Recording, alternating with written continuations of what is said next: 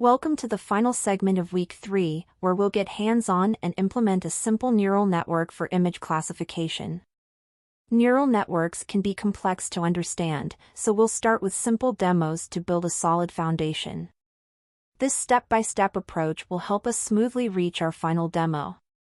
Our task is to build a neural network that can classify images using TensorFlow. Let's start with a simple TensorFlow demo. Google Brain, a deep learning artificial intelligence research team under Google AI, developed TensorFlow. TensorFlow is an open-source machine learning library for numerical computation and deep learning tasks. It provides a comprehensive ecosystem of tools, libraries, and community resources for building and deploying machine learning models. TensorFlow serves as the backend for computations in machine learning models, offering efficient handling of tensor operations, automatic differentiation, GPU acceleration, and distributed computing. Google uses TensorFlow for applications like Google Search, Gmail, and Google Photos. It is widely adopted across industries for tasks from healthcare diagnostics to autonomous driving.